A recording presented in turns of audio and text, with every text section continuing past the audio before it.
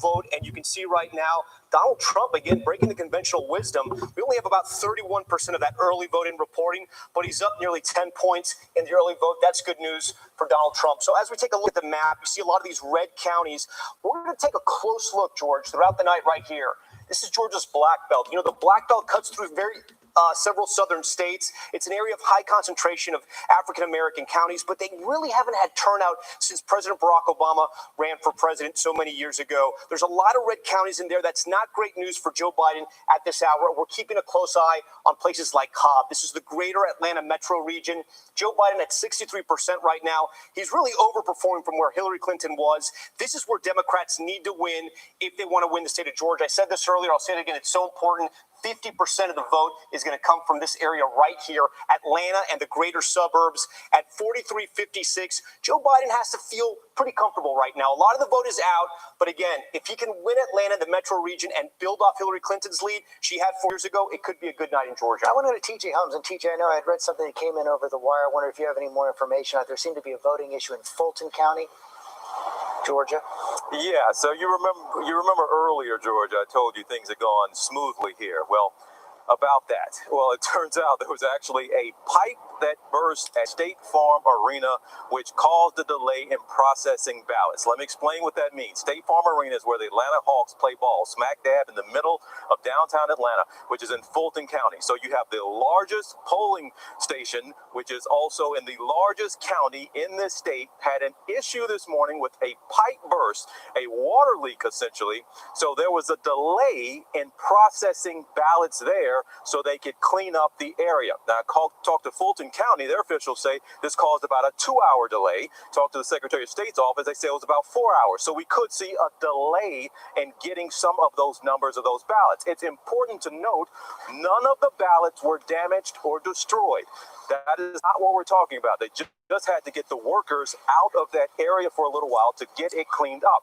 And what we're talking about here is processing of ballots. So it just slowed down this process of getting those things ready to go and then tabulated. So we don't know how long that could take. Now, of course, Fulton County is a Democratic stronghold here, so not necessarily in question, some would argue, or much debate about how things could go. But if we have a close race, those numbers could be important as we move forward and could delay us, George, in the night in deciding or determining what the numbers are. And one more important note.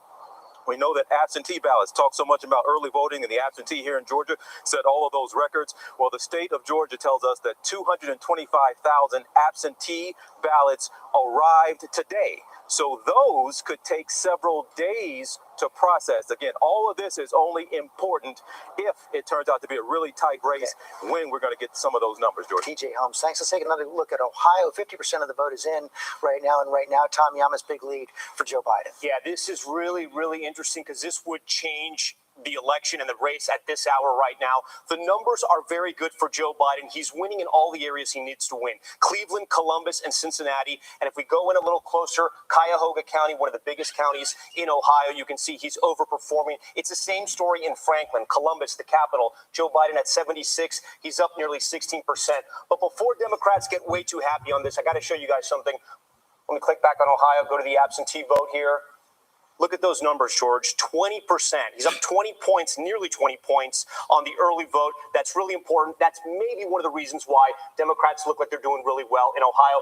That being said, though, I will say I'm looking at several counties, especially in this area up here near Toledo, the Rust Belt area. These are counties that President Trump flipped 4 years ago. Tonight, I can count 4 or 5. Joe Biden's on top. Okay. Heidi Heitkamp, what do you make of what you're seeing in Ohio?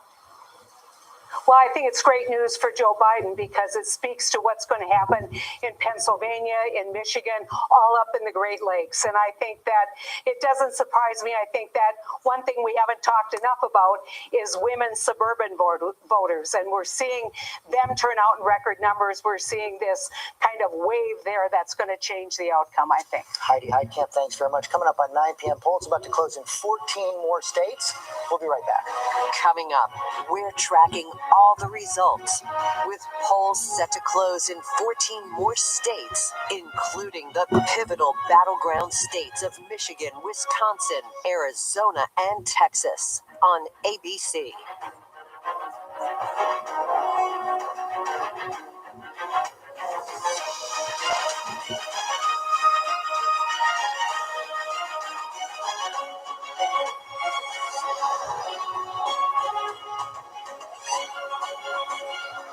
Welcome to Disney Plus. Are you ready? Drop in and explore. The action, the adventure, and the originals. There's no limit to what you'll find. These are your worlds. So come on, dive deeper into the universes you love. Wherever and whenever you want them, you will find them all here on Disney Plus. The reality is our country can collapse from within. You see the white power movement on the march. Klansmen and neo-Nazis, skinheads, it's meant to incite war. From the KKK to Oklahoma City to Charlottesville, the new documentary event special. We just need to start talking about race. Homegrown Hate, The War Among Us. This is a real wake-up call. Streaming now on ABC News Live. Wednesday night, get ready for a con so big, so outrageous, never seen anything like it before. Meet the Prince, pretending to be part of one of the world's richest royal families. Living large. But holy cow, who is this person? He stole approximately $8.1 million. Where was all this money coming from? Buckle up. Just the tip of the iceberg. I'm Whoopi Goldberg. This is The Con. all new and royally good. Wednesday on ABC.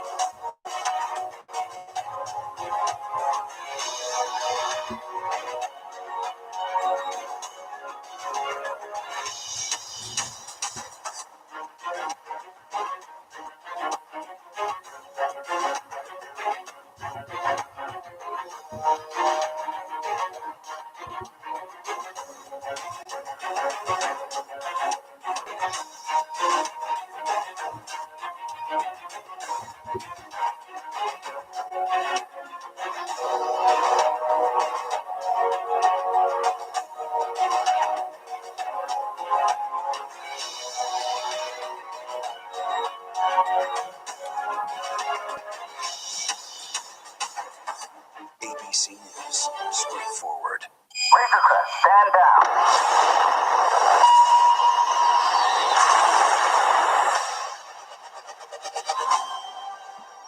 I've been quested to bring this one back to its kind.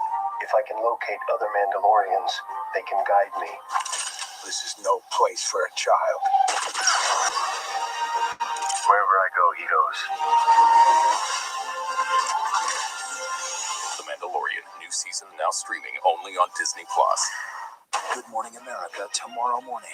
Wake up to real-time answers, real-time results. The morning after this historic election with the most powerful team in politics live. First thing in the morning, ABC. Good Morning America. Hello? This is Montana Highway Patrol. You're looking for a couple of missing teenagers. That's right.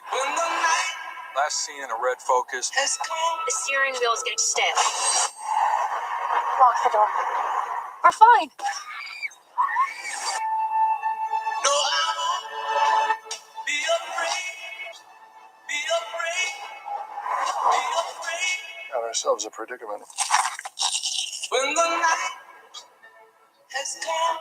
What's the most innovative daily news podcast out there to listen to every day? Well, the Edward R. Murrow Awards say it's Start Here, the daily news podcast from ABC News. Even the New York Times calls us a top news podcast worth listening to. Start Here, free on Apple Podcasts.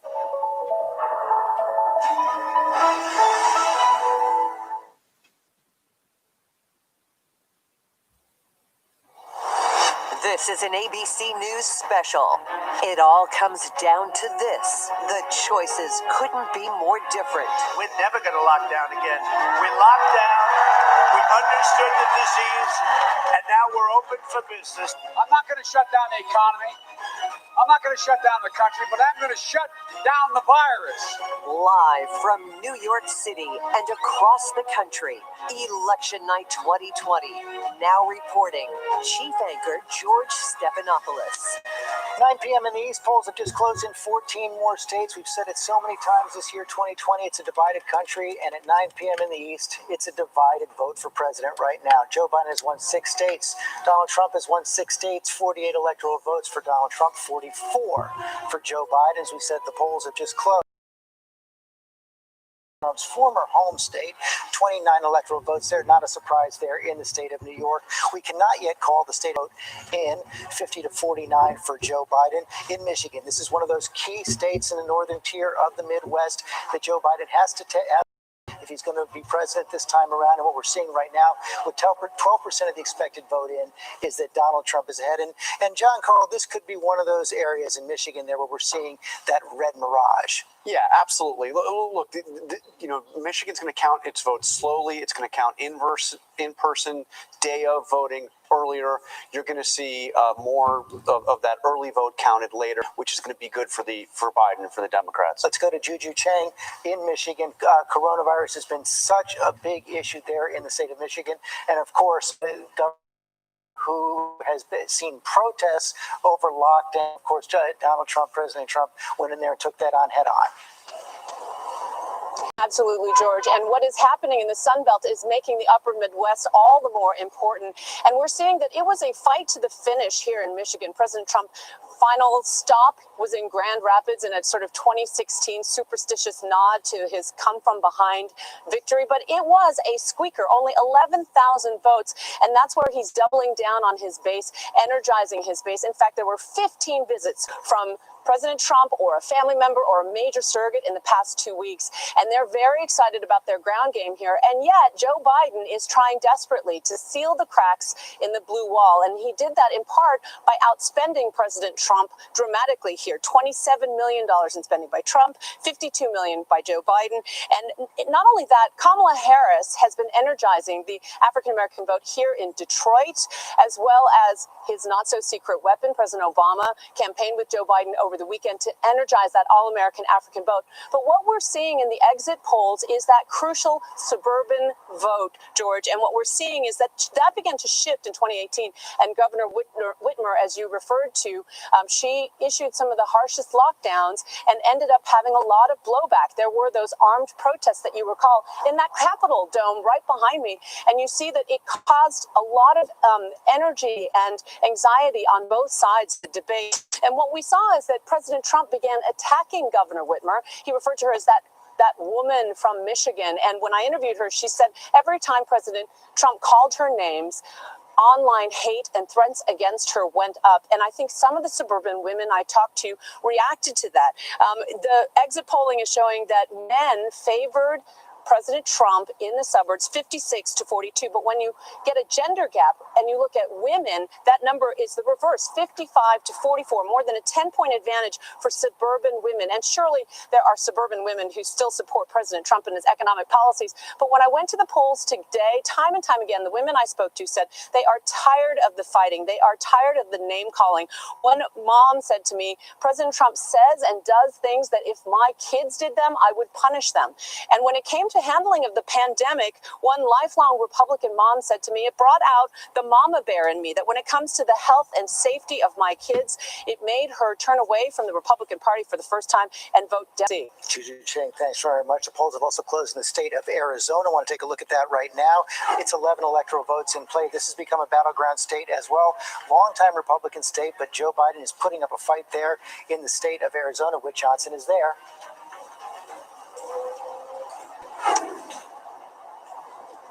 George, yes, Arizona. The polls are closing right now in Arizona, and we spoke to the Secretary of State not long ago, and she told us that they expect things to run pretty smoothly here on election night. They hope to release the first chunk of results about an hour from now after the polls close. They've been counting ballots in this state for 2 weeks already. The early vote, a big part of the story here, an estimated 85% of all of the ballots cast came from early voters. Of course, Democrats think they have the edge on the early vote. The Trump campaign thinks that they've got the edge on the votes that will come out today. But as you mentioned, this is a traditionally red state. Democrats hope that they can turn this state blue in a presidential election for the first time since 1996. That was Bill Clinton. Before that, you have to go all the way back to 1948 and Harry Truman. But it's turning into a true battleground state. There are changing demographics here, a population boom, including one of the fastest growing Latino populations in the country, making up more than 30% of the residents here in Arizona. But another thing to consider, perhaps the biggest prize of the night here in Arizona, is the independent vote. 1/3 of voters here in Arizona describe themselves as independents, and that's something that we're going to watch here tonight as we start to get results. George. Okay, Whit Johnson, thanks very much. We're getting more results now. We can project that Joe Biden is going to win the state of Connecticut. No surprise there. Of course, Joe Biden will win the state of Connecticut. You see him filling in the blue up there in the Northeast right now, but more polls are closing, including in the state of Minnesota. That is a state that Donald Trump made a play for. His team has said that they believe they could flip that from blue to red this time around. Alex Johnson is there. Alex Perez is there, excuse me. Alex? Hey, George. Yeah. Hey, George. Yeah. So Minnesota really has become a sort of second-tier battleground state. Trump losing Minnesota by just 45,000 votes last time. That's less than 2% of the votes. So both campaigns have been spending a lot of time here in this state, both here just on Friday, because they really feel that these 10 electoral votes could go in any direction. Now, let's be clear. The state of Minnesota has not selected a Republican for president in about half a century. But this year, things are a little bit different. You can see this mural behind me here. You can see that's a picture of George Floyd. There are murals like this across the country. What happened here in May with the death of George Floyd really motivated and inspired people to become involved, particularly young people. And so we're seeing some of that here play out in this state, especially in the blue counties, in Ramsey County and Hennepin County. You see a lot of those young people coming out to vote. And I can tell you, in talking to some of those young people, George, they're not happy with either candidate. They don't like Biden and they don't like Trump, but they realize that they have only certain options in front of them right now at this point. Now, President Trump and his campaign really playing to the law and order message to a lot of people here in Minnesota. You might remember back when those protests first happened here at the beginning of the summer after George Floyd was killed, a police station was burned down to the ground. Several blocks here in Minneapolis were reduced to rubble. And so that message of law and order, of defending police officers and what law enforcement stands for is really resonating with a lot of people here. But then you also have that other side of people who want to see change. We've talked to a lot of people, George, who say racial equality, racial justice, those are the most important things that are motivating them when they head to the polls, when they cast their ballots today. Okay, George? Alex, thanks very much. Let's stay in the Midwest now. Let's take a look at Wisconsin. 10 electoral votes at play. Of course, Donald Trump won there by 22,000 votes last time around. Deborah Roberts is there in Wisconsin. We saw those both. We've seen this COVID surge in Wisconsin over the last several weeks. Also, protests in Kenosha over the summer where the president hit hard on that law and order theme. That's exactly right, George. So it's been sort of a complicated mix here in Wisconsin. But I have to tell you, if there's a state that's going to cause a little bit of heartburn tonight, it will be Wisconsin. And that is because of absentee and mail-in votes. Usually about 6% of the votes would actually be handled that way. This time, about 60% of the votes, George, were done early, absentee, mail-in. And that means about 2 million votes now have to be handled. And unlike Georgia, which got a chance to prep some of those votes a little bit early, Wisconsin had to wait until this morning, 7 a.m. So they just got started processing all of those votes this morning. The Election Commission folks tell us it's probably going to be a late evening, but that does not mean that there are going to be problems. They are going to be working very hard. And as you said, the big problem is COVID. I mean, this state is getting slammed by the coronavirus. Almost 6,000 new cases, 52 deaths today. It is a big problem, and it is an issue that has been hovering over this state. So for that reason, a lot of people are just sending their votes in. We saw a woman dropping her ballot off this afternoon. The polls just closed, so they're going to be processing those votes overnight. And in Milwaukee, for instance, there are poll watchers there. Each party got 15 people standing around watching all of those votes as they come in. But they, so far, so good. The weather has been good. 2 weeks ago, there was snow. Today, there was sunshine. So it'll be a long night. George? Thanks very much. We're just hearing now that we can project the state of South Dakota for Donald Trump. Again, not a surprise right there. South Dakota will go to Donald Trump tonight. So seeing the red states are filling in red, the blue states are filling in blue. All the battlegrounds still in play. One of the biggest ones right now, Ohio, the state of Ohio, 55% of the vote in. Tommy, it's getting a little closer now. Yeah, a story is developing in Ohio. Let's take a closer look right now at this state. George, I looked at the map as it is right now. We're still waiting for some areas to come in, including Akron and some of the suburbs outside of Cleveland. But looking at the map right now, the way it looks, it actually resembles more 2012 than it does 2016. And that's good news for Democrats right now. A lot of the swing counties that President Trump won 4 years ago, they've swung back for Joe Biden. One county that we're looking at right here, this is Delaware County, the suburbs outside of Columbus. This used to be a Republican bastion. You can see President Trump won it 4 years ago. Look at these numbers now, and we have 75% of the vote in. Joe Biden's doing really, really well. He's up, do the math here, 40. He's up 13% just in Delaware County. One thing I do want to note, and we've talked about this earlier, about whether it's a red or blue mirage. When we look at the early vote, Democrats are doing very well in Ohio with the early vote. Joe Biden on top 60% to 40%. So 20 points right there. But from the momentum and from the blue counties, from the big cities, Joe Biden is winning where he needs to be. Okay, Tom, thanks very much to see you, Vega. As we've said, Ohio, a must win for the president. A must win for the president, George, and our team is in touch with sources close to the president. And I got to tell you, we are hearing that the Trump campaign is becoming increasingly worried right now about what they are seeing in that state. They are working here in the White House in these war rooms where they are watching these returns come in, and they are becoming increasingly nervous about what they're seeing out of Ohio. One senior source telling our team it's much closer than it should be. They're kicking themselves, frankly, for not having gone there more. The Trump team did not hold any rallies in Ohio over 2020 compared to holding 5 in Pennsylvania just this past weekend alone. They had to cut ad spending there in the final weeks because of this cash crunch that they've been facing in the campaign, foregoing millions of dollars in ads. And George, you'll remember this. It's a minor incident, really, in the grand scheme of the things we cover here in this White House, but worth pointing out on a night like tonight. Remember this controversy from just a few months ago where President Trump called for a ban on Goodyear, on the brand Goodyear, after he accused the company of banning its employees from wearing his MAGA gear. Goodyear is based in Akron, Ohio, George. As is LeBron James, and he's been quite active in this campaign as well. Mary Bruce, we saw that Joe Biden at the last minute went from Pennsylvania, jumped into Ohio on the final day, hoping to make a play for this state. Yeah, they believe that what they were seeing on the ground showed that this state was in play, that it was increasingly competitive, and that appears to be reflected in these numbers that we are seeing so far tonight. Biden's team is encouraged very much so by what they are seeing coming out so far. And I want to hit on a point that Tom was making about suburban women, because in these preliminary exit data, suburban women backed Trump by 9 points in 2016. But tonight, in this preliminary data, suburban women are narrowly backing Biden. That bodes well for Biden's team, not just in states like Ohio, but also as you look to those other critical Midwestern states like Michigan and Wisconsin, possibly even in Pennsylvania, as they try to rebuild that blue wall that Donald Trump smashed through 4 years ago. And it also speaks, George, to the power of women voters who tonight could determine the outcome of this election. They were critical to delivering Donald Trump the White House. Women voters tonight could be critical to taking it back. Martha Raddatz, you spoke to a lot of them on the road this summer. I spoke to a lot of them, and I can tell right now that there are a group of women I spoke to around those counties, around Columbus, Ohio, that Tom Yamas was talking about, who are very happy tonight. A group of women, several of them were Republicans, and they switched to Joe Biden. It was right on that character issue. Once again, character, chaos. Juju Chang talked about that as well. That's what those women were concentrating on.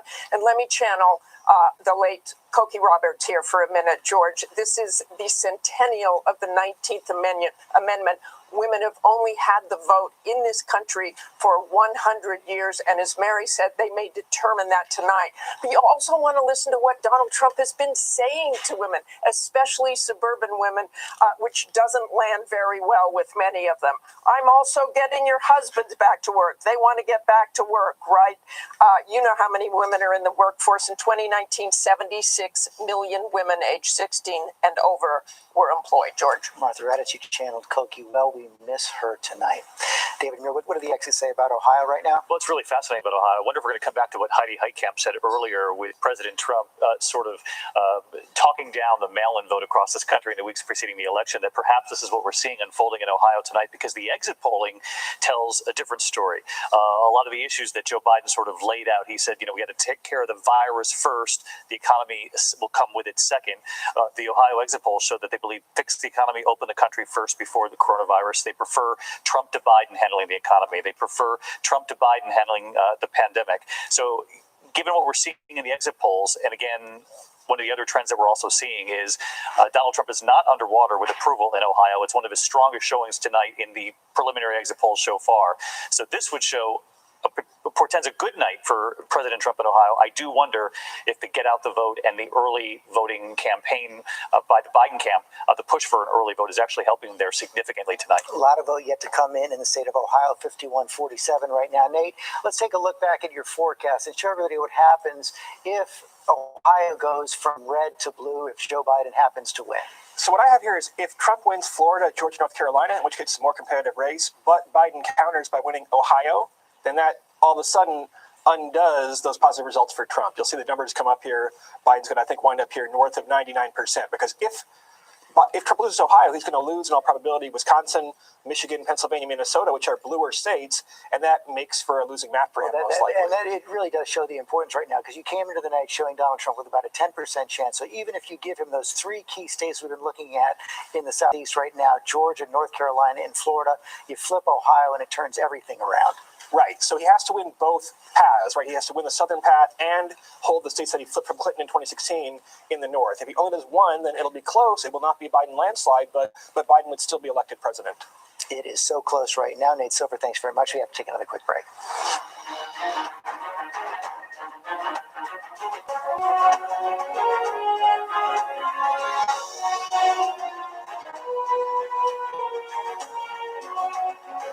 Welcome to Disney Plus. Are you ready? Drop in and explore. The action, the adventure, and the originals. There's no limit to what you'll find. These are your worlds. So come on, dive deeper into the universes you love. Wherever and whenever you want them, you'll find them all here on Disney Plus. Now could be a good time to have another baby. Are you crazy? I'm in love with you. Now that I said it out loud, it does sound weird. Please stop. When I see you were so fine, I had to remind myself to breathe. Feel something when I see you. Let's do this. How's your quarantine going? Susan Powell was a young, beautiful mother. She just one night vanished. Where is Susan? July 29th, making sure that if something happens to me, our assets are documented. Josh, did you kill your wife? And I'll never forget the first time that I met him. A chill just raced up through my spine. I just shook the hand of the killer. Now, new details, stunning new interviews. He ends up revealing the biggest bombshell. What will happen next? The new 2020 event, Friday night on ABC. Admit it. These days, what you need to know Seems to change just about every day. what is it that you really want to know, need to know, To help you not just get through your day, but to make the most of it. Feel smarter. feel better. Feel happier. Well, how about a third hour of Good Morning America in the afternoon? GMA 3, what you need to know. Lunchtime at 1 Eastern, 12 Central and Pacific on ABC. It's all about you. Your mom said, comb your hair. Your dad told you, smarten up. Your dog is judging you right now. And your best friend just called you crazy. We all need someone who'll pull no punches and give it to us straight. Now, imagine getting your news like that. No bull, no spin, just give it to me straight. Straightforward news, straight to the heart of the story. ABC News, straightforward. Good Morning America tomorrow morning. Wake up to real-time answers, real-time results. The morning after this historic election with the most powerful team in politics live. First thing in the morning, ABC. Good Morning America. Coming up on 920 in the East, that's what it looks like right now in the key state of Florida. 93% of the expected vote in, and Donald Trump has opened up about a 300,000 vote lead over Joe Biden. I want to go to Senator Rick Scott, Republican of Florida. You think this one is over in Florida? Well, I predicted all along that Donald Trump was going to win Florida. He's right on the issues, and he's done an unbelievable job with the Hispanic vote. You can look at those Miami-Dade numbers and see how the state completely changed. This race completely changed when, Donald Trump put all that effort into dealing with the Castro regime, the Maduro regime, and it paid off with the Hispanic vote in our state. I won the Hispanic vote, and look, in the end, it's going to look like Trump did a really great job with the Hispanic vote. Well, he was able to pull away by even more than you did in 2018, correct, so far? Oh, absolutely. I've had very close races. But look, in Florida, we don't like high taxes, and Joe Biden's talked about the biggest tax increase in the history of the country. That doesn't go well. We like our law enforcement. We're at a 49-year low crime rate. The Democrats defunding the police didn't help Joe Biden. The economy is really important to Floridians, and Donald Trump is in a better position on that. And again, just doing what Donald Trump has done against the Castro regime of Maduro is just the opposite of what Obama and Biden did. So it's helping Trump a whole bunch in this state. I thought he'd have a big win. I put up an ad for him to get the vote out. They got much for time. We can now project that Joe Biden is going to win the state of Colorado, and it's 9 electoral votes. Matt Gutman is there in Denver, Colorado. Matt, what do you make of it? Hey, George, not a very big surprise here. Democratic candidates have won the past 3 elections here in Colorado. In the Senate, it's been 4 of 5, and not very unusual. This is something that has been forecast in the polls all along. I want to give you a sense of where we are. This is the polling station here in Denver, and what you're looking at looks like watching the paint dry. It looks boring, but all of these people are working within this system to count the ballots. It's incredible, the tenderness with which they are caring for each ballot. A lot of talk tonight about whether or not the elections are rigged, whether or not there has been fraud. I can give you a sense that here it is working like a well-oiled machine. George. They know how to count votes by mail in Colorado. I've done it for a long time, Matt. Thanks very much. 9 states for Joe Biden, 7 for Donald Trump, 89-51 in the Electoral College. We'll be right back.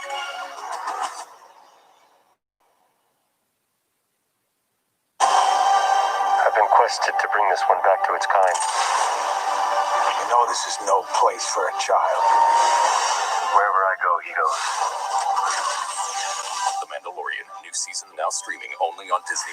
Wednesday night, get ready for a con so big, so outrageous, never seen anything like it before.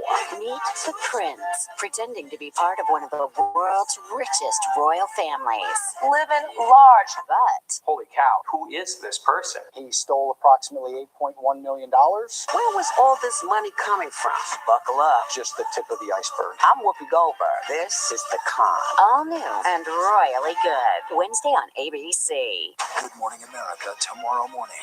Wake up to real-time answers, real-time results. The morning after this historic election with the most powerful team in politics live. First thing in the morning, ABC.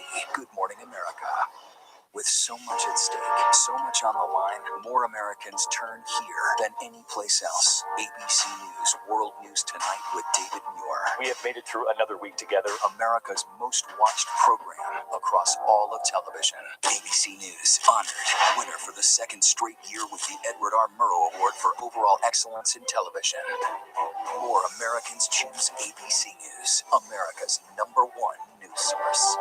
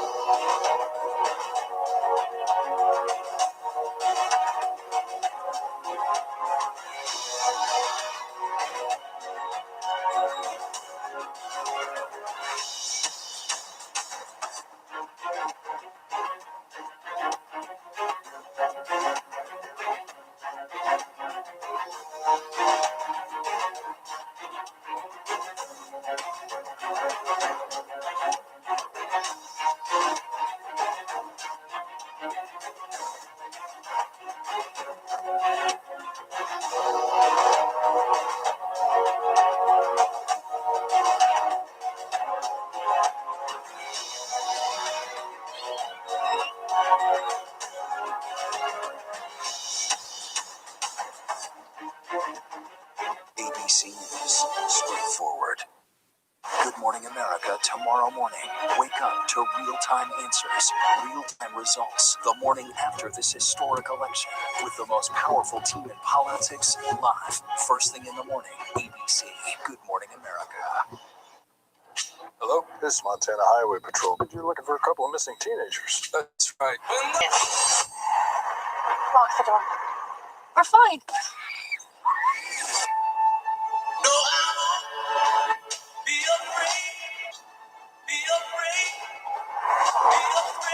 Got ourselves a predicament. When the night has come. I've been quested to bring this one back to its kind. You know this is no place for a child. Wherever I go, he goes. The Mandalorian, new season now streaming only on Disney Plus.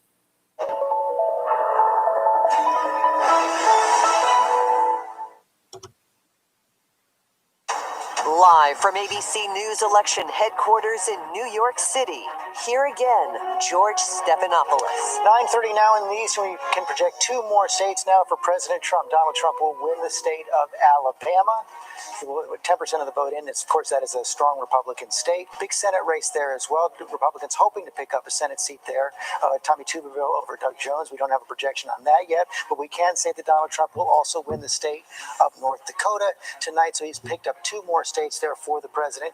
We see 89 electoral votes for Joe Biden, 63 for Donald Trump right now. And right now, let's pull up the state of Virginia. Take a look at what we're seeing now in the state of Virginia. 41% of the expected vote in. Right now, Tom Yamas, we're still seeing Donald Trump with a large lead, but only 41% of the expected vote in. Yeah, George, it's a little strange. This is kind of interesting right now in Virginia. As you know, Democrats have been winning the state. Let's blow it up here. A lot of these red counties, the rural, this is the Democratic suburbs around D.C., this area right here. You have Alexandria, Fairfax, Arlington. These are areas where Democrats need to run up the score, and that's how they end up winning the state. Places like Fairfax, it's actually pretty close when you look at 4 years ago. Joe Biden's underperforming, and that's why the numbers are a little strange right now in Virginia. Prince William County, here's another thing. It's neck and neck. This was a county that Clinton clearly won 4 years ago. So it's sort of interesting when we look. I was trying to see if this was part of the early vote. Maybe Republicans came out to vote early there. Unfortunately, right now, all we have is that 57% of the vote is going to be early vote. We don't see who's on top right now, George. Okay, Tom Yamas, thanks very much. Let's bring in Senator Tim Kaine. Tim, we were just hearing from Tom Yamas, so it shows we don't have a lot of the vote in. I take it you're feeling a bit more confident about your state? Yeah, George, the AP called Virginia at 736 because of the early vote totals are so strongly Democratic. About 70% of the 2016 total got cast early, and we know who those voters are.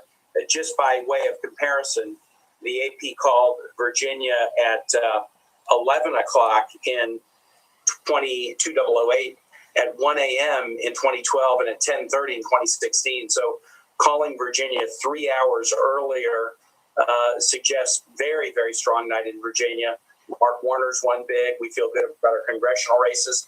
And because Virginia is now heavily suburban, we think that also probably bodes well for suburbs in places like North Carolina, Georgia, Philly, Pennsylvania, Ohio, and the upper Midwest. So we feel really good in Virginia. We hope it sends a message and is an indicator elsewhere. Of course, you were part of the Hillary Clinton campaign 4 years ago. What feels different to you this time around? I mean, the tremendous surge of early vote. I mean, that shows not only people taking and, trying to protect themselves from COVID, but it also shows intense energy. And George, as you know, we know who the early voters are. We don't know how they voted, but if a Tim Kaine votes early, we can see, well, Tim Kaine has only voted ever in Democratic primaries. That's a Democratic vote. And we're seeing this really strong early vote in many states that gets often reported a little bit later, even if it comes in early. Early vote is strong. The early vote is disproportionately young people compared to 4 years ago. And then states that are battlegrounds that never have been, Georgia, Arizona, Texas, for God's sake. We are competitive in states where it's very, very tough. So you're feeling good about the whole night, not just your state? Yes, absolutely. Senator Kaine, thanks very much for your time tonight. We can project now the state of South Carolina is going to go to Donald Trump. South Carolina, strong red state. Donald Trump won it 4 years ago. He's going to win it again tonight. Janae Norman is in South Carolina. Yeah, hey George. We expected this. This is a state that hasn't voted for a Democrat for president since 1976. President Trump's support has remained steady, and exit polls showing that the president approval rating is about 55%. But one thing that we're watching big here is, of course, the Senate race here. It is a fierce battle, and Republicans are on defense. Few places is that more than here in South Carolina. Think about this: Lindsey Graham. He is a household name, a 17-year incumbent in a Republican stronghold. He was expected to easily win re-election a few months ago, but now he is in the fight of his political life. He has been on TV, forced to essentially beg for donations to try to beat Jamie Harrison. Jamie Harrison at one point raised more than $57 million in just over 3 months. He is one of those candidates that Democrats are hoping can help them flip some red seats blue. So that is what we're watching tonight here, George. Okay, Jeanette, thanks very much. We can't project that yet, but you just heard that chime. That means we can project that in Colorado, the Senate race in Colorado, former Governor John Hickenlooper is going to defeat Cory Gardner, the incumbent Republican senator. So that is a pickup for the Democrats tonight in the Senate. John Hickenlooper has defeated Cory Gardner, John Karl. Magic numbers in the Senate: 3 if Biden wins for the Democrats, 4 if he doesn't. Yeah, and this was probably their top target to pick up. Cory Gardner tied himself quite closely to Donald Trump, actually tried to avoid comment whenever there was anything controversial. Hickenlooper, the former governor, of course, briefly ran for president, recruited to run for this seat. No surprise that this is the first pickup. They've got to pick up a few more. Matt Gutman? Just adding to what John was saying, Hickenlooper, two-time mayor, two-time governor of the state, beloved. He ran for president briefly, then decided to run for Senate. This is not a surprise, but as Janae was saying, this is a key state that the Democrats wanted to pick up to turn from red to blue. And frankly, this is a purple state that is leaning blue, George. And Cory Gardner didn't have much of a chance. He voted towards the GOP in the Senate 89% of the time in a state that we were saying is purple leaning blue. It was unlikely that he was going to win this. The polls had favored Hickenlooper all along, but this is one state, possibly another in the Rocky Mountain region, Montana, that could flip from red to blue tonight. George. Matt Gutman, thanks very much. Mary Bruce, your day job is covering Capitol Hill, and I wanted you to pick up on what John Karl was just talking about there. Cory Gardner, one of those senators who, whenever President Trump got in a little bit of trouble, he disappeared. It was amazing how all of a sudden Cory Gardner would become very hard to find in the halls of the Capitol in those moments. John was saying he was viewed as the most vulnerable Republican tonight. There are several others that Democrats are keeping a close eye on. And I have to say, George, Republicans know that there is a very real risk that they could lose their Senate majority tonight. In addition to Colorado, which we now know the result in, they're keeping a very close eye on Arizona. They feel very strongly, Democrats do, that they have a chance to defeat Martha McSally in that race. They're also feeling optimistic about possibly Iowa, Maine, and North Carolina. The Senate race in Georgia is now looming as a very real possibility, with actually 2 races there tonight, and both Republican senators at risk there. Democrats can see that they are likely to lose a seat in Alabama, Doug Jones's seat. That means if you go back to the math here, if they lose that seat, they would then need to pick up 4 seats. Democrats would if Joe Biden wins, because in that instance, Kamala Harris would then become the tiebreaker as vice president. If Donald Trump wins, that means the Democrats would then have to pick up 5 seats if they do lose that race in Alabama. Mary Bruce, thanks very much. Let's take a deeper dive now at the state of Pennsylvania. We've been calling that the most critical battleground of the night tonight. 19% of the expected vote is in right now. Joe Biden has a large lead. And Tom, why don't you try to run through some of the key counties in Pennsylvania that we're going to be watching tonight? George, we were just looking at Pennsylvania a little closely, and the numbers are really all over the place. There's not really a narrative we can really talk about at this point. Look, for instance, I'll give you Scranton right here. Lackawanna, Donald Trump is on top in Joe Biden's hometown, and he's overperforming there for Republicans. We go just south, Lucerne County. This is Wilkes-Barre. This is a swing county that Donald Trump won 4 years ago. Tonight, Joe Biden's on top, but again, only 29% of the vote in. On the big cities where Democrats really have to win, Allegheny, Pittsburgh, you can see how high Joe Biden's there. That's a type of number Democrats want to make sure they can hold in Pennsylvania, not only in Pittsburgh, but also in Philadelphia. Let me open this up a little more as we get to Philadelphia and the suburbs. George, look, I don't want people to have a freak out here. 93%, that's obviously incredible, but there's only 9% of the vote in at this moment. Let me squeeze this down a little bit. We'll look at one of the suburb counties, the exurb counties around Philadelphia, where Democrats have to run up the score. Look, Joe Biden's doing good, but again, George, it's so early. There's nothing really to pull. Do we have anything from Erie County? And then I want to bring John in. Yeah, Erie County, we have Donald Trump, barely won this just by a percentage point 4 years ago, but it was one of those swing counties that Obama won. And you can see right now, John, it's neck and neck, but 4% in. 4% in. But I've got to say, if you go back to the Philly suburbs, Montgomery County, Delaware County, you see Biden with nearly an 80-point lead. It's 16% of the vote in. What's really important here, though, George, is, as I understand it, almost all of the vote that has been counted are people that voted today on Election Day. Pennsylvania didn't start counting in those collar counties of Philadelphia. Yes, this is day of voting, so they still have to count all of the mail-in vote. They didn't start opening the envelopes until today. That's going to take a long time. It's actually going to take several days. That mail-in vote is expected to really to lean heavily towards Joe Biden. So I think it's interesting. It's still a small amount, no doubt, but I think that it's interesting already in the suburbs of Philadelphia. Those used to be swing areas. Now they're trending deep blue. Early indication, again, 16-17% of the expected vote in, but it's day of vote. We have some exit polls for Pennsylvania. Yeah, Pennsylvania, when you compare it to Ohio, Michigan, Wisconsin, and Pennsylvania actually in the exit polls showed Donald Trump's worst performance so far tonight when it comes to his approval rating. Let's dive in here and see what the exit polls show us. Again, these are preliminary, but the exit polls, as we mentioned earlier in the night, do reflect both, as John Carl was mentioning, people who voted today and those who were voting early in person. As you can see, let's try to refresh that and see if the job performance comes up. 52% disapproving of Donald Trump and his performance. Whether or not to contain the pandemic first or rebuild the economy, you can see overwhelmingly they say we've got to take care of this coronavirus in the U.S. And they say that Joe Biden is the best to handle that. When you look at the economy, Donald Trump and Joe Biden neck and neck in Pennsylvania. The most important issue in Pennsylvania, the economy, pandemic there. Behind. It's interesting. Let's look at independents in Pennsylvania. Joe Biden owning independents so far as the exit polls are concerned in Pennsylvania. Chris Christie, neighboring state of yours in New Jersey, always going to be an uphill battle for the president, but essential. Listen, vital. Has to have it. And I do think, though, that the things that we're seeing still, I think this is very early, but there's underperformance in Philadelphia, even though those numbers don't indicate it. That's what I continue to hear. And so I think they're still feeling like they can turn out their day of vote in a way that's going to make it very close. No one's predicting a win there yet that I've heard, but no one's bemoaning a loss yet either.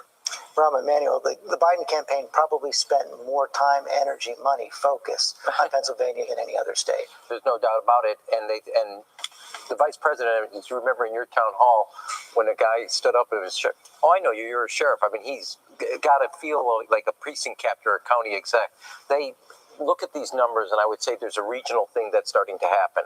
You look at the Ohio numbers, you look at Pennsylvania numbers, they're early, but there are trend lines where Joe Biden is outperforming in the suburbs, he's outperforming among working class, and he's also outperforming in the rural areas, even though you don't count it, just minimizing the losses is doing well. So he is doing really in those areas well.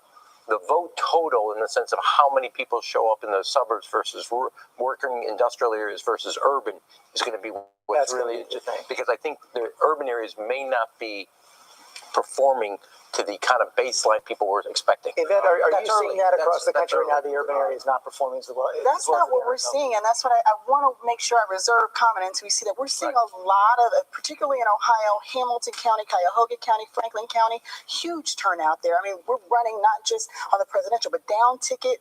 We're winning all these races down ticket as well, and so I think we'll just have to wait and see. Some of those places, like Cuyahoga, for instance, people were still in line up until about a half an hour ago. Those are the watchwords for tonight. Wait and see. We're going to be doing that with every state all night long. Sarah Fagan, the Trump campaign was hoping after that last debate where they thought that Joe Biden made a blunder by talking about ending fossil fuels and the issue of fracking. They thought that could give them headway in Western Pennsylvania and coal country in these final 2 weeks. Yeah, and I think it probably will give him some headway. Whether he wins it or not, we'll see. I think Pennsylvania, to me, is the best case of the mirage, the red and blue mirage. We don't know whether these are early votes, whether these are absentee votes, whether they're day of votes yet. And so I would go back to something Nate Silver said, has been repeating over and over tonight. Wait till an entire jurisdiction is in before you get too excited. I think we have to do that. There's no question about that. Eva Pilgrim, you spent a lot of time with suburban women in the state of Pennsylvania. That's right, George. And specifically with moms, a lot of them telling me they usually avoid talking about politics amongst their mom groups. But this year, that just wasn't possible because so many of the things that are very political right now directly impact them and their children. In their text chains, you can see what some of those things are. They're talking about masking their children. They're talking about virtual learning. Are you sending your kid back to school? Should we go on vacation this summer? Those were all the discussions that they were having. And a lot of these moms telling me that, previously in other elections, they weren't really that plugged in. They've maybe voted in a presidential election prior, but this year they thought it was very important to vote. George? Eva Pilgrim, thanks very much. Let's go to Nate Silver before we go to break. Nate, let's take one more look at your magical I shouldn't call it magical, your very scientific forecast there. And what happens if Pennsylvania flips this year, went to Donald Trump 4 years ago, goes to Joe Biden this time around? So again, I'm going to make things a bit more suspenseful. Give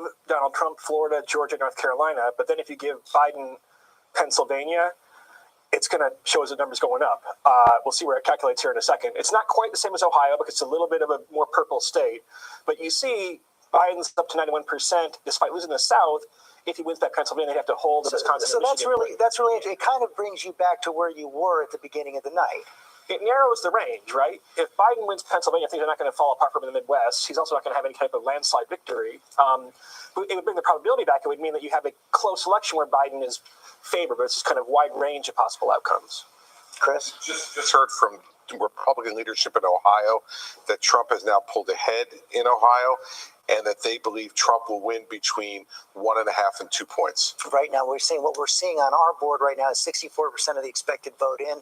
Joe Biden just ahead by a little bit, but you're saying you're getting that from your sources right now inside Ohio. They're looking at the vote that they're still waiting on, and they believe, at least, we're not ready to say that, they believe that Donald Trump will win the state of Ohio. Have to take another quick break. We'll be right back.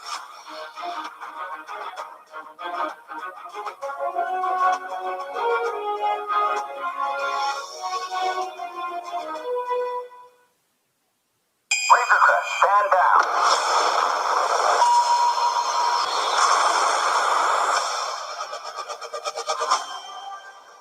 I've been quested to bring this one back to its kind.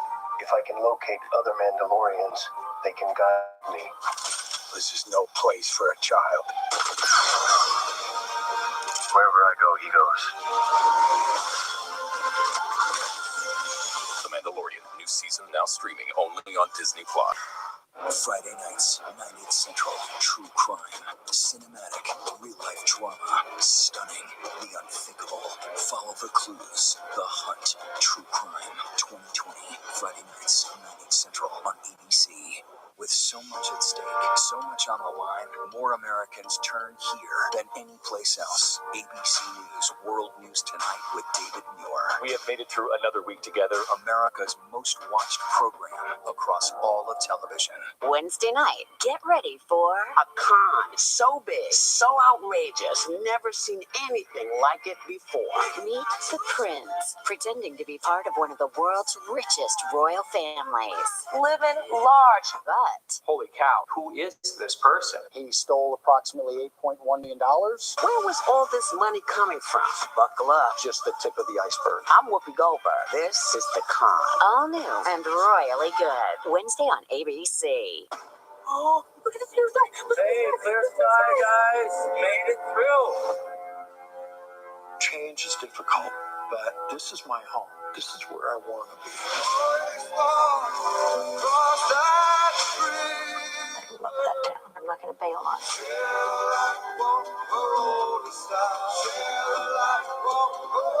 It's a big deal. New beginning. Rebuilding Paradise. Network premiere Sunday at 9 on National Geographic. Hello? This is Montana Highway Patrol. You're looking for a couple of missing teenagers. That's right. Last seen in a red Focus. The steering wheel's getting stiff. Lock the door. We're fine.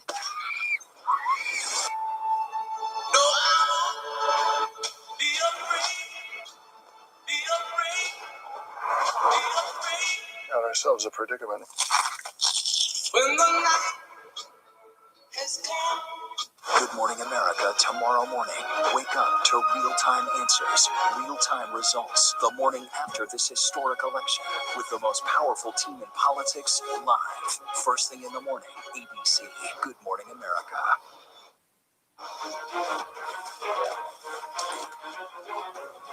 We are back now. ABC News election headquarters in New York, coming up on 10 p.m. in the East. There you see the electoral map.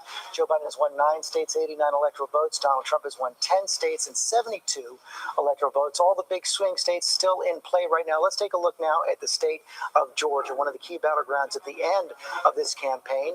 16 electoral votes, 46% of the vote in right now, and Donald Trump has a fairly sizable lead right now. Tom Yamas, what more can we say about where Georgia is right now? Look, we can't stop talking about Georgia yet because it's still very, very early. And the reason why I say that is because look at Atlanta right now. We're still waiting for a lot of the vote to come out of some of these huge counties where Democrats are going to run up the vote.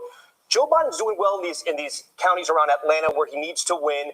He's building off Hillary Clinton's lead that she had here. He's expanding the map even further. The problem for Joe Biden is at the red counties, President Trump's base, and this is something we're seeing throughout the country, at least in some of the big battleground states. President Trump's base is showing up and they're voting. And a lot of this, you see all the red around here, almost the same as 2016. The blue counties are the same. What we have to find out, what we have to figure out is what the count is at the end of the night in the Atlanta counties. If Joe Biden can run up the score there, he can tighten this up. But President Trump has got to be happy with this number at this hour right now. But again, a lot of the vote out in Atlanta. Lindsay Davis, what are you seeing in Georgia?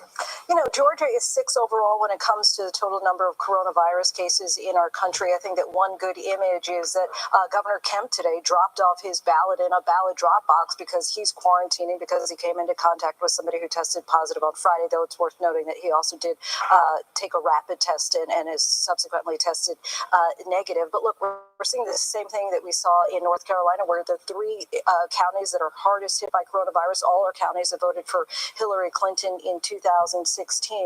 We'll remember that Governor Kemp was criticized for trying to open up Georgia early, and he then had that lawsuit against Keisha Bottoms, the mayor of Atlanta, when she implemented that mask mandate, which he later dropped. But what's interesting is, black voters make up 32% of the eligible voting population in Georgia, and a lot has been said tonight about the black voters not turning up, and I do think that it's relevant to talk about the disproportionate effect on black and brown communities. Of course, black people make up 13% of the population, but 20% of the COVID deaths, 1 out of 900 black people have died as a result of coronavirus. Okay, Lindsay Davis, thanks very much. Let's take another look at the state of Texas right now. Not expected to be a battleground this year, but it is close right now with about 76% of the expected vote in. Donald Trump has about a 2-point lead over Joe Biden right now. Tom, what stands out? Well, what stands out for me, Georgia, as I put Texas here in the middle of the map so we can see it a little bigger. Absentee, basically neck and neck, George. Look at that right there. Democrats had to build a lead on the early vote, especially in a state like Texas, but Republicans showed up early as well, and they did there in Texas. Look, a lot of red counties. Texas has been Republican for a very long time. Jimmy Carter was the last Democrat to win this state. Some that are good for Democrats are around the Dallas County suburb areas, and we'll show you why. So Fort Worth, which is usually a Republican stronghold, let me clear this out here. Tarrant County, 49%. It's neck and neck. President Trump won this by almost 10 points 4 years ago. We go a little bit higher here to Denton County. It's the same story. President Trump underperforming there. But here's something that's interesting. In Houston, Harris County, the biggest county so far, it's essentially the same race as it was 4 years ago. Harris County, Houston, is an area where the Democrats have to run up the score even more if they have any chance of winning in Texas, because you got these red counties. George, look at that. In East Texas, it's 3-1, and it's like that all across East Texas. Matt Dowd is in Texas. Matt, it looks like John Cornyn is going to be returned as a Republican senator from Texas, but in the final days of his campaign, he started to break a little bit, uncharacteristically, from President Trump.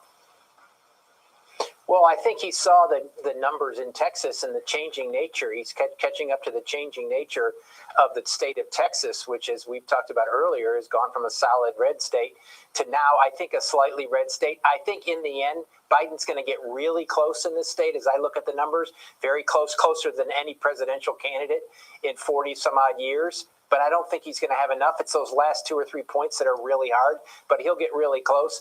The other thing I'm going to say is what's played out in Florida is not playing out in Texas. So I think I counsel everybody to not interpret one place as meaning it's going to affect another place. The Hispanic vote here went really well for Joe Biden, much better than Donald Trump did here last time among the Hispanic vote. So I just counsel everybody that one state, Florida, may be about Florida, but it may not necessarily be about others. What are we seeing? Thank you, Matt, in the exit polls in Texas, David?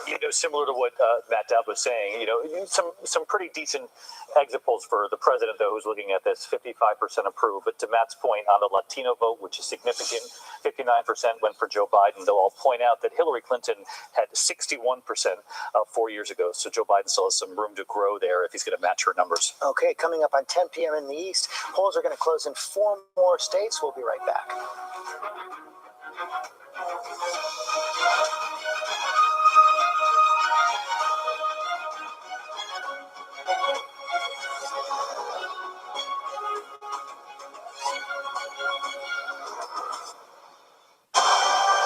I've been quested to bring this one back to its kind. No, this is no place for a child. Wherever I go, he goes. The Mandalorian, new season now streaming only on Disney Plus. Good Morning America. Tomorrow morning, wake up to real-time answers, real-time results. The morning after this historic election, with the most powerful team in politics live. First thing in the morning, ABC. Good Morning America. The reality is our country can collapse from within. You see the white power movement on the march. Klansmen and neo-Nazis, skinheads, it's meant to incite war. From the KKK to Oklahoma City to Charlottesville, the new documentary event special. We just need to start talking about race. Homegrown hate, the war among us. This is a real wake-up call. Streaming now on ABC News Live. Another week in America, a country facing a new test now. At the Wuhan airport, almost no one here. A flight out of Rome. This is the nursing home just outside Seattle. Dozens of people were just rushed off this cruise ship. This is ground zero. It is shut down. Another ambulance just pulled out. Now they're headed to the hospital. Time is of the essence. You can see the ship behind me. This is the first time tests have been done here. Morning, afternoon, evening, late night, 24/7.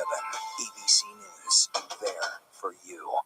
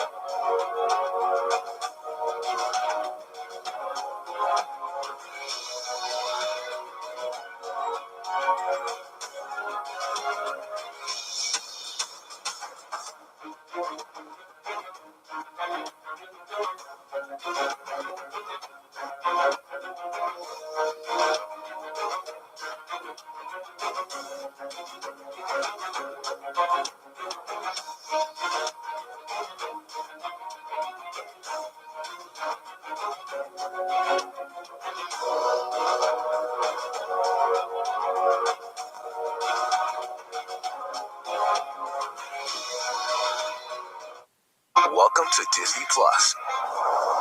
Are you ready? Drop in, explore.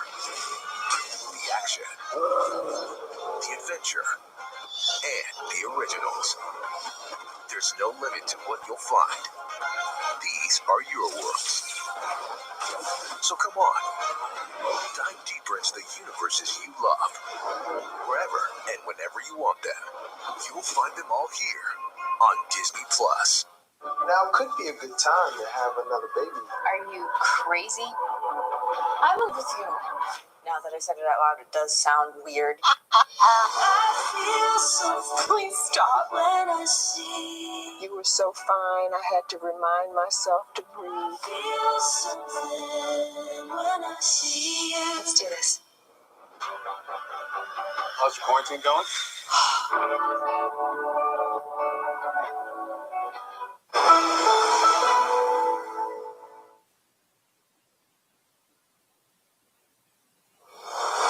This is an ABC News special. America is voting in record numbers. So who will be your next president? I'm the candidate of police officers, the middle class, law-abiding, hard-working American patriots, and others. There will be no blue states or red states, just the United States. I'll work as hard for those who vote against me as those who voted for me, because that's what a president's supposed to do. Live from New York City and across the country, Election Night 2020. Now reporting, Chief Anchor George Stephanopoulos. Coming up on 10 p.m. in the East, and we have a long way to go on this Election Night 2020. That's where things stand right now. Joe Biden has won 9 states, 89 electoral votes. Donald Trump has won 10 states, 72 electoral votes, but all of the big battlegrounds are still out there right now. The polls have still just closed in 4 additional states. Let's take a look at that right now. State of Iowa, key state in the middle of the country, 6 electoral votes, key Senate race there as well. We cannot project a winner right there, but Kana Whitworth is on the ground for us in Iowa tonight, where she's focused on the rural vote. Kana. Yeah, hey, George. So 75% of rural voters cast their ballot for Donald Trump in 2016. It was certainly the case here in Iowa. And this is a place where they are focused on the economy and job security. And 1 in 5 of those jobs is in agriculture. And some of those people are really hurting right now, particularly the farmers. Their crops were decimated by weather. First, they saw the drought and then the windstorm. They're battling COVID-19 and, of course, Trump's trade wars with China. Now, the federal government dumped $37 billion into aid to American farmers, but some that I spoke with here in Iowa simply said that's not enough. It doesn't make them whole, and their vote cannot be bought. One farmer in particular said he simply cannot overlook the lack of civility in the White House, and he cast his vote for Joe Biden. Now, it's important to note here that, of course, Donald Trump has a lot of support. He was made an honorary member of the Iowa Corn Growers Association, which is a big deal here.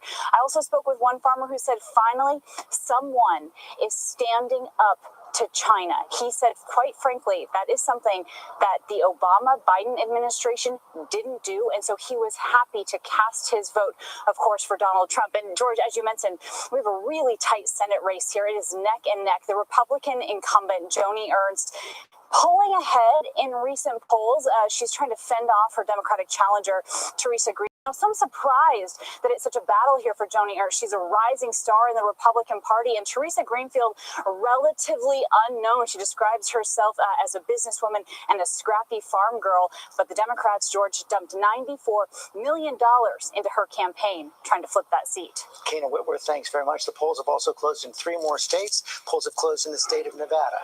6 electoral votes in play. A lot of early voting in that state, but we cannot project a winner yet.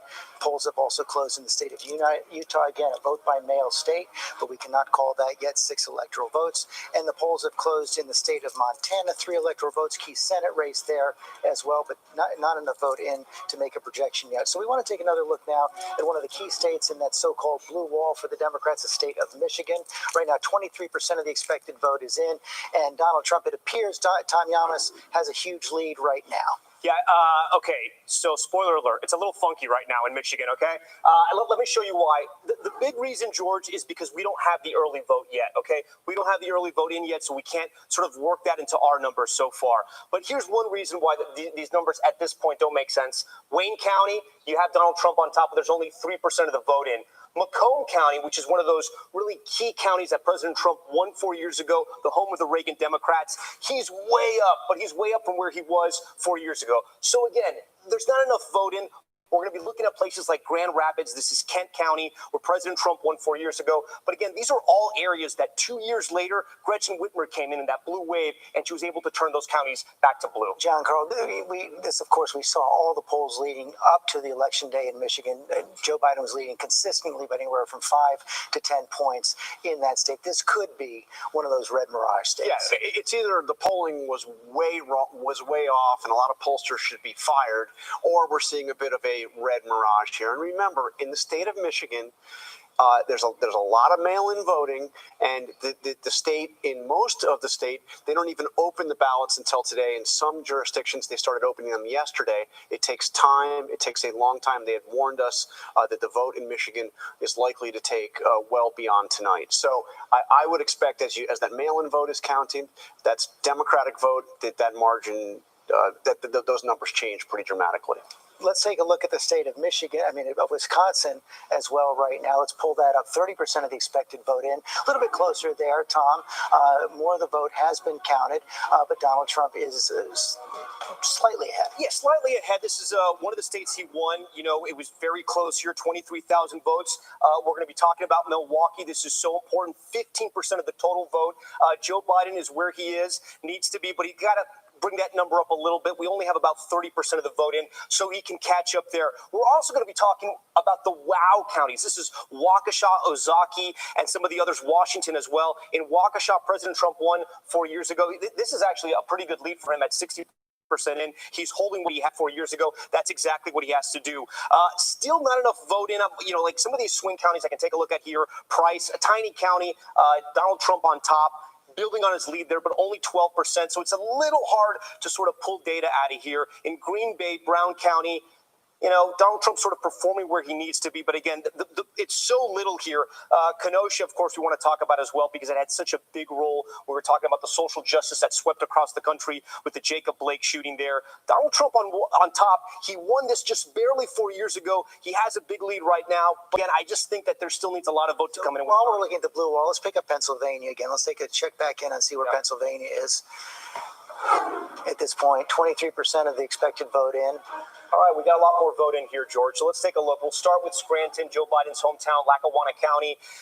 President Trump on top right there. He's going to like those numbers. Joe Biden is not. Just south of that, Lucerne. This is Wilkes-Barre, PA. Joe Biden behind again there. You know, he's doing better than Hillary Clinton. That's some good news. We're still waiting for a lot of the vote to come in here. Philadelphia, giant margins. But this is what John Carl was just talking about. George, we just don't have the vote in, only 9%. Those counties around, this is Bucks County. This is kind of Montgomery, excuse me. Let me see if we can find Bucks over here. Philadelphia. Let's go over here. Yeah, Chester. Oh, we don't have Bucks yet. Chester's another big suburbs around the Philadelphia area. Joe Biden doing well there. So, I mean, look, George, 23%, and it's hard to kind of pull any kind of narratives at this point so early in the night. Pittsburgh, we'll look at this because this is where Joe Biden has to run up the score, and there he has at 80%. That's a great number for him, but only 15%. George, it's tough at this hour. It may be a little early to start to play on narratives, but Emmanuel, let's try to do a little bit. This is looking a little bit right now like a replay of 2016. Well, I'm not sure. The problem we have is you have so much early voting, and every state is different of when they count that. And so we're looking at counties, and you can extrapolate. I mean, you look at how close Ohio is. It's basically 6% right now, better than it was in 2016. But you look at, I think it's still going to come down to Pennsylvania. I think this entire election is going to be basically still what everybody thought going into it. But if you look at where Joe Biden was performing in Ohio, Akron, Toledo, Hamilton County, Cuyahoga County, Franklin County, you can extrapolate that that's very good news for both Michigan, Pennsylvania, and Wisconsin. But again, each state counts their early votes. Some of them count before the day of the polls close. And then in Pennsylvania, they don't start counting them. They have still got 3 more days of ballots to come in. So it's going to be very hard, but you do have trend lines that show a performance about working class, older voters, suburban voters, college educated voters. But so far, we haven't seen, Chris Christie, any big surprises yet. We haven't called any of the battlegrounds at all, and this is going to take some time. But, George, I think what we know now tonight, after 10 o'clock, is that the predictions that this was going to be a big Biden win are done. And really what this is going to come down to now is a few states, Pennsylvania, Ohio, Arizona. And, everything I'm seeing, we haven't called anything yet, but Republicans are very optimistic in Florida, Georgia, North Carolina, and Iowa. And so it's really now in Ohio and Ohio. So you're really coming down to Pennsylvania, Arizona, and get Ohio to a place where everybody is comfortable. So no one was predicting that 24 hours ago. They were predicting 300 to 330 votes for electoral votes for Joe Biden. As you're talking, I just got some news in my ear, and I want to pull up the state of Arizona because this is potentially big news right here from the state of Arizona. 70% of the expected vote is in from Arizona. There was so much early vote in that state. More than 90% of the 2016 vote came in before Election Day. And one of the things you see right there is that Donald Trump is now losing the 70% of the expected vote into Joe Biden, 55 to 44. Tommy Amos, let's take a dive. Yeah, George, at this hour, this is a major story and a major development. Not all the vote is in right now, but Maricopa County, this is going to be 3/4 of the total vote in all of the county. Let me show you. 4 years ago, this was a county that President Trump won. It was tight, but that Joe Biden has this lead right now is very encouraging news for Democrats. We're going to go to Democratic stronghold now of Tucson, Pima County. This is where Look at this number, George. I mean, these are the kind of numbers that Joe Biden would want in some of those other battleground states with 80% of the vote in. I'm going to go to this county right here, Yuma. President Trump barely won this. This is a border county. You have conservative agricultural families, but you also have a Latino vote there as well. President Trump looks like he's doing well. He's building on the lead he had 4 years ago. But again, Maricopa County, and Maricopa really, it's a reflection of America. You have big cities like Phoenix. You have medium-sized cities like Scottsdale, agricultural. You have the universities, the tourist areas. Joe Biden's looking at this number right now. It's going to make him very happy. David Muir, what do the exit polls say about Arizona? A couple of things coming out of Arizona right now that are really interesting. First of all, independents outnumber Democrats and Republicans in that state. So let's go right to that. 52% of independents, according to the exit polls, are going with Joe Biden. And when you go down some of these numbers, President Trump's job performance, 53% disapprove of his handling of the job as president. The opinion of Trump, 54% have an unfavorable view. So underwater, and more so than many of the states we've looked at so far. Look at Joe Biden, 50% favorable. And when you start getting into some of these key areas, COVID, Joe Biden has the edge in handling COVID. The economy, though, is Donald Trump's strength, it appears, in Arizona, at least according to the exit polls. Got a 3-point lead there, but still very close. One more key area, George, Hispanic and Latino vote. Joe Biden with 63% of the Latino vote tonight in Arizona. According to the exit polls. John Carl, we know there are national trends at play here, but Arizona has been a deep red state. Yep. But it's what Tip O'Neill used to say, all politics is local as well. John McCain, the late Senator John McCain, a target of Donald Trump for years. Sidney McCain endorsed Joe Biden. Jeff Flake, former senator from Arizona, Republican conservative, endorsed Joe Biden. They both endorsed Sidney McCain, spoke at the Democratic convention, and those attacks on John McCain were relentless. He resisted taking the flag down to half staff when McCain died. None of that played well in Arizona. But I do want to have a note of caution on Arizona. Arizona is the reverse of what I was saying about Pennsylvania and Michigan. Arizona is where they're counting. They've been counting the early vote for weeks. So as the day-in vote comes in, I expect Arizona to get a lot closer. And I think Governor Christie made an important point here. This is going to be a long night, and we're going to be a long week. It could be a long week. We're going to need patience. I don't see Joe Biden running away with any of those states in the Sun Belt. We'll see what happens in Arizona, but we're going to be waiting on Pennsylvania. We may be waiting on Michigan and Wisconsin as well. George, go ahead. One interesting thing from Michigan Republican leadership that just came in the Senate race, in the vote by mail that's been counted so far, and it's about 25% overall counted. Senator Peters is winning by about 20 points in the vote by mail. But on the election day voting, John James is winning by 22 points. So what they're looking at least in the first 25% of the vote, is that it's going to be a very close Senate race in Michigan. We don't know yet what will happen, but there's not a blowout there, and it's doing exactly what John was talking about in Arizona. You know, it's splitting very heavy Democrat on the vote by mail, but very heavy Republican, 22 points on voting today. The Arizona, I just got a report from the Biden campaign, the Arizona vote by mail is outperforming their ex-model by 70,000 votes. They expected 150,000 margin. They got a 220,000 margin. Okay, let's go to Nate Silver then and take a look at, Nate, let's look at your forecast and show what happens if the state of Arizona, red in 2016, goes to blue in 2020. And again, we're going to give Trump Florida, Georgia, North Carolina, where he's probably the favorite at this point. But again, if Biden wins Arizona, then he's going to shoot up to, I think, around 70-some% here. It's not as important for him as Pennsylvania. It's not a Midwestern state. Actually, more than that, 75%. But, you know, Trump has to hit, like I said, all his marks, and Arizona is one where he would much prefer to have won. Okay, Nate Silver, thanks very much. Coming up on 10:15 here in these, we have to take another quick break. We'll be right back.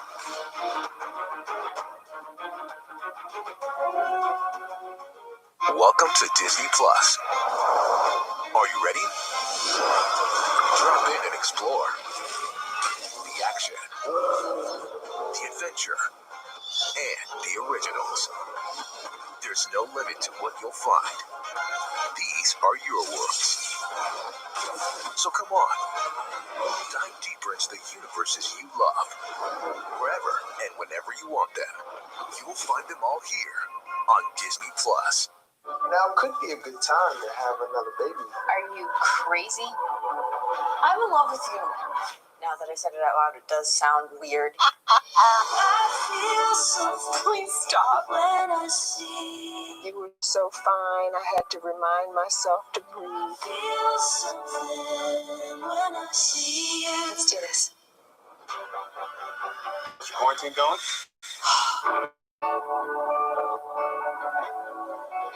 Susan Powell was a young, beautiful mother. She just one night vanished. Where is Susan? July 29th, making sure that if something happens to me, our assets are documented. Josh, did you kill your wife? And I'll never forget the first time that I met him. A chill just like raced up through my spine. I just shook the hand of the killer. Now, new details, stunning new interviews. He ends up revealing the biggest bombshell. What will happen next? The new 2020 event, Friday night on ABC. Admit it. These days, what you need to know Seems to change just about every day. what is it that you really want to know, you need to know, To help you not just get through your day, but to make the most of it. Feel smarter. feel better. Feel happier. Well, how about a third hour of Good Morning America in the afternoon? GMA 3, what you need to know. Lunchtime at 1 Eastern, 12 Central and Pacific on ABC. It's all about you. Your mom said, comb your hair. Your dad told you, smarten up. Your dog is judging you right now. And your best friend just called you crazy. We all need someone who'll pull no punches and give it to us straight. Now imagine getting your news like that. No bull, no spin, just give it to me straight. Straightforward news, straight to the heart of the story. ABC News, straightforward. With so much at stake, so much on the line, more Americans turn here than any place else. ABC News World News Tonight with David Muir. We have made it through another week together. America's most watched program across all of television.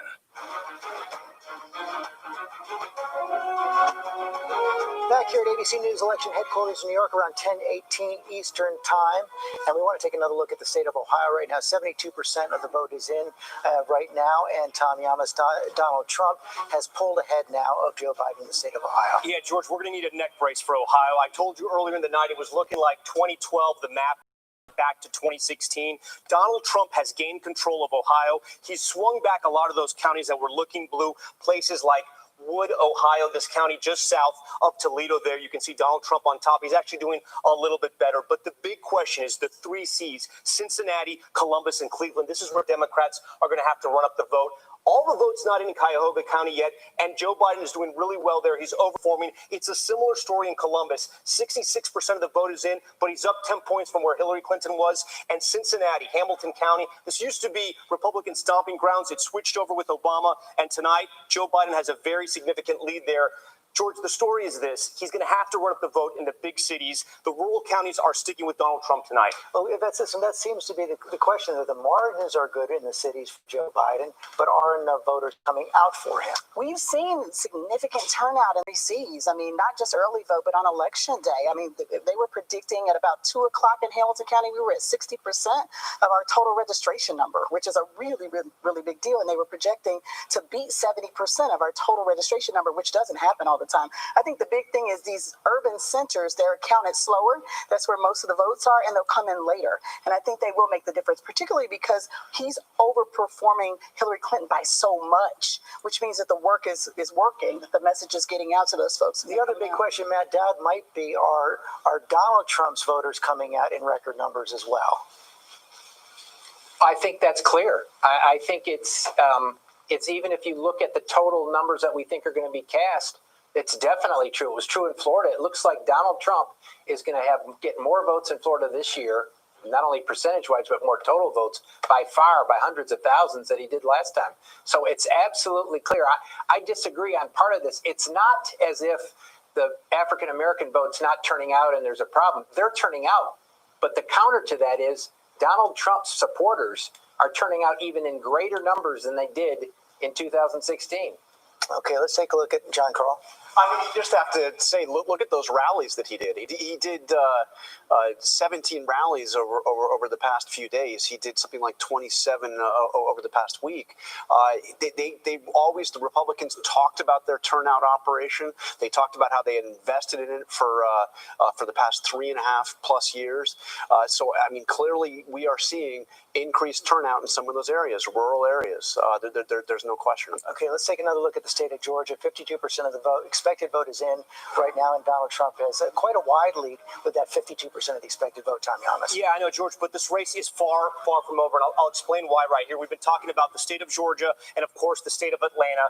The city and the ring counties around it so important. About 50% of the vote is going to come from there. Right now, the spread, if you look at it on top here between Trump and Biden, you're looking at about less than 400,000 votes, right? The problem with that is in DeKalb County in Atlanta, there's about 250,000 votes that Hillary Clinton got 4 years ago. Here in Gwinnett County, we only have 17% of the vote in, but Hillary Clinton ran up the score there too with 150,000 plus. So there's a lot of the vote out in the Atlanta metro area that could help Joe Biden. The story for Donald Trump, counties that he swung, counties like this, tiny little counties like this, I'll give it back over to you. Give it back to me. We have a Senate projection right now. It's in the state of Alabama. And Tommy Tuberville is going to be the next senator from the state of Alabama, Republican. Former Auburn football coach defeated Senator Doug Jones, a Democrat who was seeking his first full term. Of course, he won a special election in 2017. John Carl, the president had a lot of personal interest in this race. He did. This was Jeff Sessions' seat, and Jeff Sessions left the seat to become Donald Trump's attorney general and to become Donald Trump's hated attorney general. And when Sessions tried to get his seat back, the president endorsed Tommy Tuberville and worked very hard actually to get Sessions to lose. Not a surprise that Doug Jones is losing here. This was really a once-in-a-lifetime situation that brought Doug Jones, a Democrat, representing Alabama in the Senate. So, Mary Bruce, one pickup for the Democrats, one pickup for the Republicans. We're back to where we started.